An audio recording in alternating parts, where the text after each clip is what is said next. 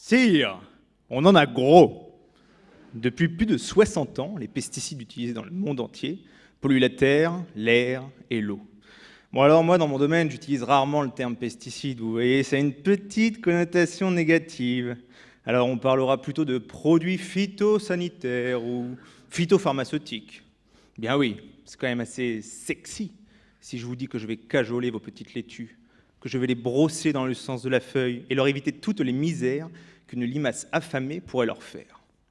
En revanche, si je vous disais « Le Claude, le champ là, je l'ai traité au Killmax, Limax, ah bah c'est super efficace, hein, elles sont toutes complètement décédées. » Et pourtant, c'est bien là notre stratégie, supprimer les consommateurs non humains pour maximiser les rendements de nos cultures.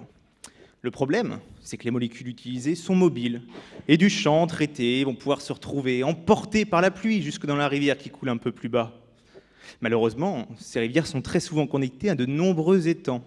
Mais si, vous savez, ces étangs qui furent creusés il y a des centaines d'années par des moines chauves et avisés pour produire du poisson pané. Bah oui, il faut bien que ça rime. Aujourd'hui encore, ces étangs servent à produire du poisson destiné à la consommation humaine. Vous voyez où je veux en venir? Le poisson, vous le mangez, non?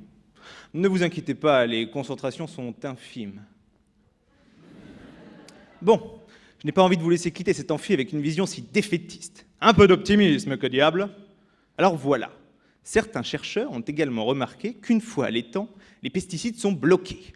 Alléluia! La rivière qui était menacée en amont se voit préservée en aval. Mais comment un tel miracle a-t-il pu se produire?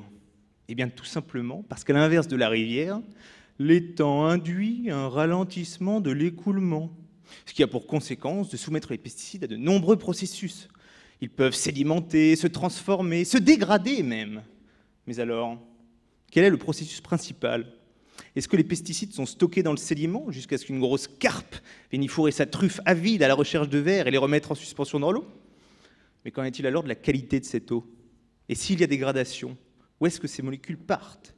C'est l'ensemble de ces questions qui me taraudent l'esprit et auxquelles je vais tenter de répondre durant ma thèse, apportant, c'est sûr, des réponses aux problématiques de la pollution de l'eau.